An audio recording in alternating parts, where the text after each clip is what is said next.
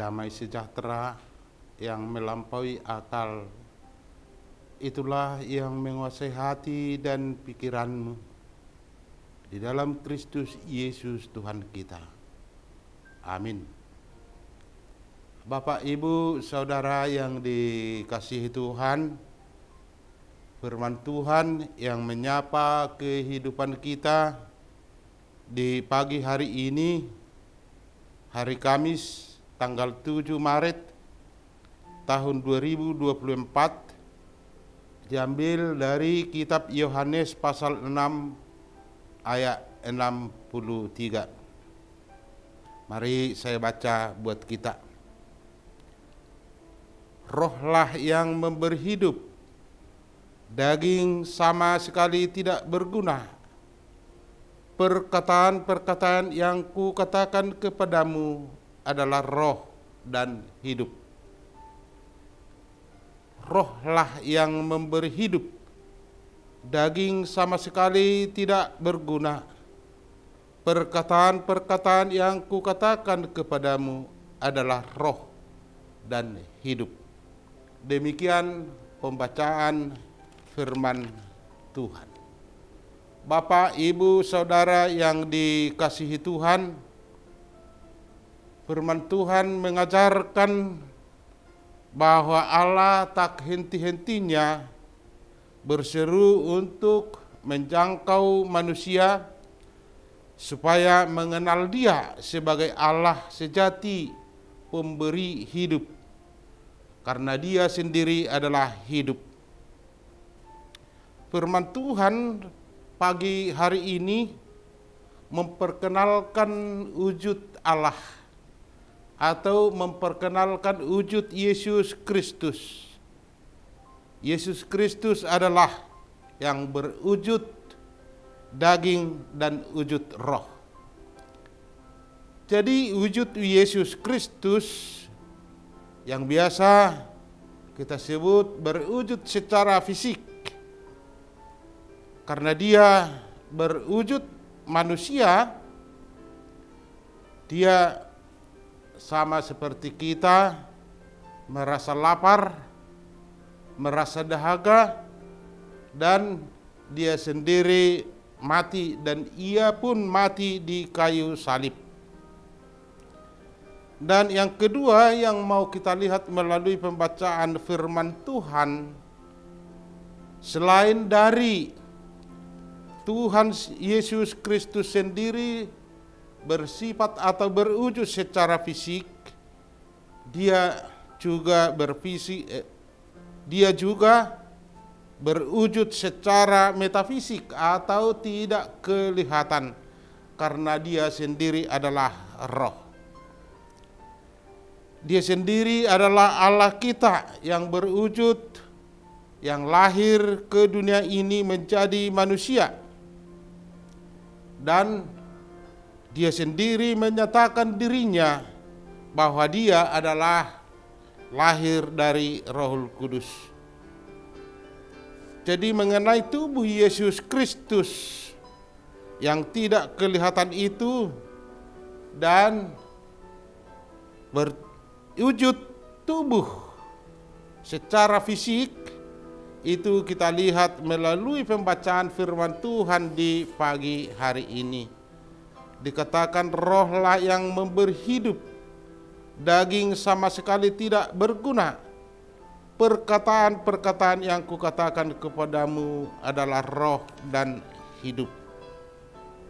Itulah yang dikatakan Tuhan Yesus kepada para murid-Nya, bahwa melalui Yesus Kristuslah, dari Yesus Kristuslah, melalui firman-Nya, kehidupan atau yang berhubungan dengan penciptaan segala sesuatu yang ada di bumi dan di atas bumi atau di surga. Itulah yang kita lihat melalui pembacaan firman Tuhan dalam Mazmur 33 ayat 9. Dikatakan, sebab Dia berfirman, maka semuanya jadi. Dia memberi perintah, maka semuanya ada. Jadi Yesus Kristus sendiri adalah firman, Dan yang mau dikatakan bahwa dia sendirilah yang menciptakan pada mulanya, dari yang tidak ada menjadi ada. Itulah yang mau dijelaskan penulis kitab Injil Yohanes ini. Dan melalui pembacaan firman Tuhan dalam kitab Mazmur pasal 33 ayat 9 tadi, di situ kita lihat bahwa Yesus sendiri adalah firman. Yesus sendiri sebagai tubuh yang berwujud secara fisik. Dia dilahirkan dan lahir dari Rohul Kudus. Dan dia sendiri adalah bersifat secara non-materi, atau kita lihat melalui wujud Tuhan Yesus adalah roh sendiri. Karena dikatakan dalam Yohanes pasal 3 ayat 6, dikatakan dilahirkan dari daging. Dan yang kita lihat melalui pembacaan firman Tuhan dari Yohanes 3 ayat 6 dikatakan secara lengkap, apa yang dilahirkan dari daging adalah daging, dan apa yang dilahirkan dari roh adalah roh. Itulah yang disalahpahami oleh para murid, bahwa Yesus adalah roti kehidupan. Tetapi mereka hanya melihat Yesus, tidak menghubungkan pengajaran Tuhan Yesus, yaitu apa yang dikatakan Tuhan Yesus bahwa melalui kematiannya dan melalui perkataan ini, melalui renungan pagi hari ini, harus kita lihat yang dikatakan melalui pembacaan firman Tuhan. Sebab tidak berguna, daging sama sekali tidak berguna. Bukan dimaksud tidak berguna, tetapi harus kita lihat atau kita hubungkan dengan firman Tuhan yang tertulis dalam 1 Petrus 3 ayat 18b. Dikatakan yang dibunuh dalam keadaannya sebagai manusia, tetapi dibangkitkan dalam roh.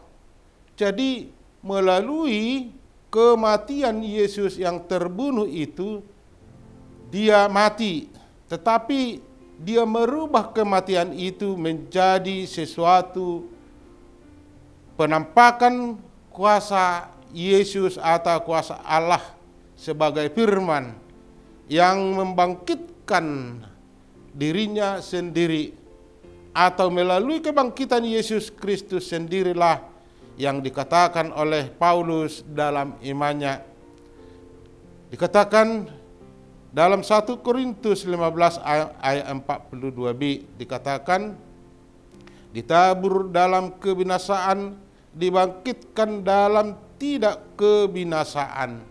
Jadi Yesus yang mati itu, tubuh akan binasa, tetapi dia tidak binasa karena dia Allah sendiri.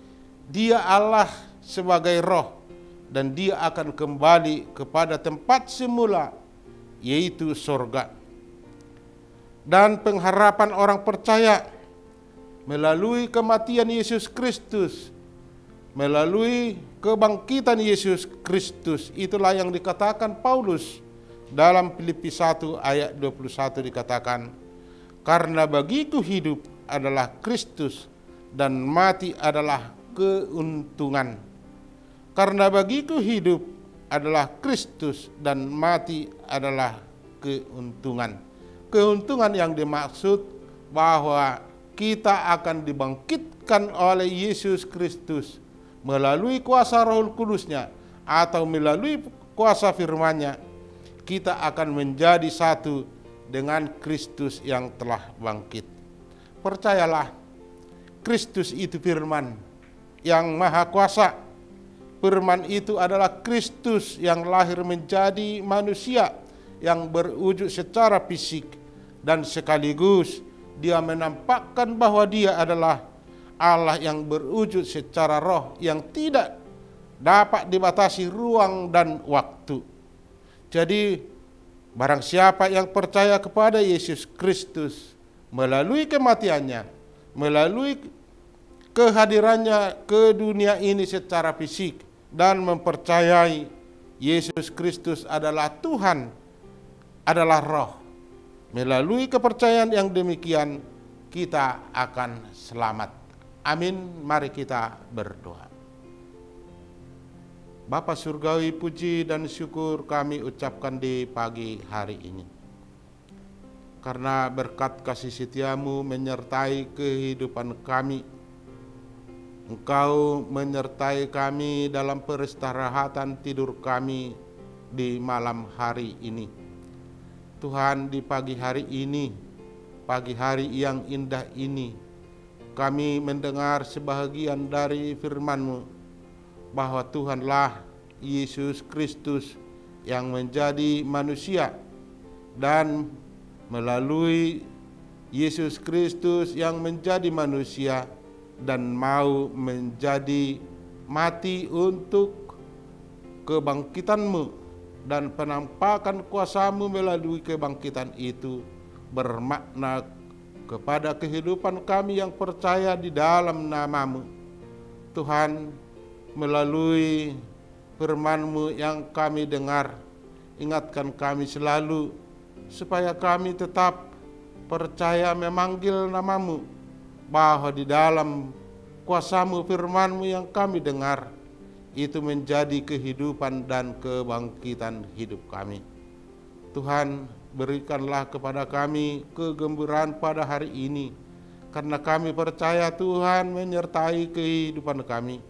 Tuhan memberkati kehidupan kami melalui pekerjaan kami. Dan apabila kami melalui rintangan, sertai kami Tuhan, supaya kami berjalan dalam rintangan itu menjadi keselamatan. Tuhan, bila ada saudara-saudara kami ditimpa masalah, ditimpa sakit, ditimpa beban berat, ke dalam kuasa tangan-Mu kami serahkan mereka. Selamatkanlah mereka, biar mereka berbahagia pada hari ini. Segala dosa yang kami perbuat, hapuskanlah itu. Kami hanya berdoa di dalam Kristus Yesus Juru Selamat kami. Amin.